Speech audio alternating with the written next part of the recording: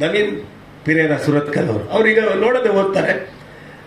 ಅಂತಾರಾಷ್ಟ್ರೀಯ ಮನ್ನಣೆ ಅವರ ಆಟಕ್ಕಿದೆ. ಅವರು ವಾಲಿಬಾಲ್ ಮತ್ತು ಚೆಸ್ ಅಲ್ಲಿ ಅಂತಾರಾಷ್ಟ್ರೀಯ ಮನ್ನಣೆಯ ಆಟಗಾರರು. ಕೊಂಕಣಿ, ತುಳು, ಹಿಂದಿ, ಕನ್ನಡ ಈ 4 ಭಾಷೆಗಳಲ್ಲಿ ಬರೀತಾರೆ.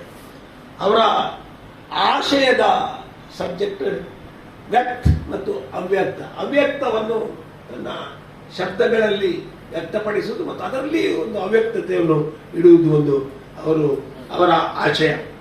ಅಷ್ಟು ಮಾತ್ರ ಅಲ್ಲ, ಒಳ್ಳೆಯ ಸಂಘಟಕರು. ವೈಟಿಕಾ ಎನ್ನುವ ಒಂದು ಗ್ರೂಪ್ ಅನ್ನು ಸಂಘಟಿಸಿ ಸುಮಾರು 250 ಕವಿಗಳನ್ನು, ಕೊಂಕಣಿ ಕವಿಗಳನ್ನು ಒಟ್ಟಾಗಿಸಿ ಅಲ್ಲಿ ಪ್ರತಿ ತಿಂಗಳು ಒಂದು ಕವಿಗೋಷ್ಠಿಯನ್ನು ಕೊಂಕಣಿಯಲ್ಲಿ ಮಾಡ್ತಾ ಬಹಳ ಒಳ್ಳೆಯ ಸಂಘಟಕರಾಗಿ ಮೆರೆದಿದ್ದಾರೆ. ಇತ್ತೀಚಿನ ಒಬ್ಬ ಯಶಸ್ವಿ ಕವಿ ಗೋಷ್ಠಿ ಸಂಘಟಕರು. ನಿಮ್ಮ ನಡುವೆ ನವೀನ್ ಪಿರೇರಾ ಸುರತ್ಕಲ್, ಕನ್ನಡ ಕವಿಯಾಗಿ.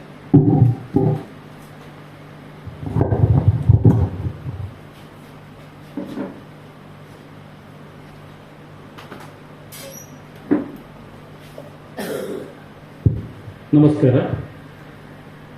ಒಂದೇ ದೇವರು ಈ ಪ್ರಪಂಚವನ್ನು ಸೃಷ್ಟಿಸಿದ್ದೇ ಆದಲ್ಲಿ ನಾವು ನನ್ನ ದೇವರು ನಿನ್ನ ದೇವರು ಅಂತ ಹೊಡೆದಾಡಿಕೊಳ್ತೇವಲ್ಲ, ಇದಕ್ಕಿಂತ ಹಾಸ್ಯಾಸ್ಪದ ಇನ್ನೇನಿದೆ?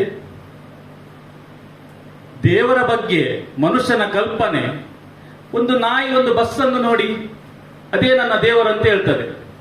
ಸೊ ಅಷ್ಟರ ಮಟ್ಟಿಗೆ ಸೀಮಿತ. ಈ ನಿಟ್ಟಿನಲ್ಲಿ ಉದಯಿಸಿದ ಕವಿತೆ ಇದು, ನಿಜ ದೇವರ ಹುಡುಕಾಟದಲ್ಲಿ. ಕವಿತೆ ಹೆಸರು ನಿಜ ದೇವರ ಹುಡುಕಾಟದಲ್ಲಿ. ರಸ್ತೆ ಬದಿಯಲ್ಲಿ ಬೀದಿ ನಾಯಿಗಳು ದೇವರ ಬಗ್ಗೆ ಚರ್ಚೆ ಮಾಡುತ್ತಿದ್ದವು. ರಸ್ತೆ ಬದಿಯಲ್ಲಿ ಬೀದಿ ನಾಯಿಗಳು ದೇವರ ಬಗ್ಗೆ ಚರ್ಚೆ ಮಾಡುತ್ತಿದ್ದವು. ಒಂದು ನಾಯಿ ಹೇಳಿತು, ಅಗೋ ಅಲ್ಲಿ ಬಸ್ ಹೋಗುತ್ತಿದೆ, ಅದೇ ನಮ್ಮ ನಿಜವಾದ ದೇವರು. ಇನ್ನೊಂದು ನಾಯಿ ಹೇಳಿತು, ಅಗೋ ಅಲ್ಲಿ ಉದ್ದನೆಯ ಟ್ರೈನ್ ಹೋಗ್ತಿದೆ, ಅದು ನಮ್ಮ ನಿಜವಾದ ದೇವರು ಎಂದು ಹೇಳಿ ಎರಡೂ ಕೈಗಳನ್ನು ಹಿಡಿದು ನಮಸ್ಕರಿಸಿದರು. ಕೆಲ ನಾಯಿಗಳು ಆತನನ್ನು ಅನುಸರಿಸಿದವು. ಮೂರನೇ ನಾಯಿ ಹೇಳಿತು, ನಿನ್ನ ದೇವರಿಗೆ ನೀರಲ್ಲಿ ಹೋಗ್ಲಿಕ್ಕೆ ಆಗ್ತದಾ? ನಿನ್ನ ದೇವರಿಗೆ ನೀರಲ್ಲಿ ಹೋಗ್ಲಿಕ್ಕೆ ಆಗ್ತದಾ? ಅಲ್ಲಿ ನೋಡಿ ಕಡಲಲ್ಲಿ ಹಡಗು ಹೋಗ್ತಿದೆ, ಅದು ನಮ್ಮ ನಿಜವಾದ ದೇವರು ಎಂದು ಹೇಳಿ ತಲೆ ಬಗ್ಗಿಸಿ ನಮಸ್ಕರಿಸಿದರು. ಕೆಲ ನಾಯಿಗಳು ಆತನನ್ನು ಅನುಸರಿಸಿದವು. ಅಷ್ಟರಲ್ಲಿ ಅಲ್ಲೊಂದು ವಿಮಾನ ಹಾರಿ ಹೋಯಿತು. ನಾಲ್ಕನೇ ನಾಯಿ ಅದನ್ನು ನೋಡಿ ಹೂಳಿಟ್ಟಿತು. ಕೆಲವು ನಾಯಿಗಳು ಈ ನಾಯಿಯನ್ನು ಅನುಸರಿಸಿದವು.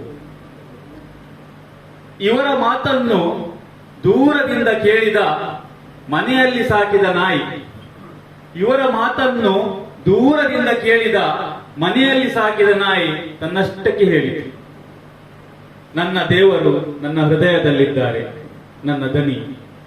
ನನ್ನ ದೇವರು ನನ್ನ ಹೃದಯದಲ್ಲಿದ್ದಾರೆ, ನನ್ನ ದನಿ. ಧನ್ಯವಾದ.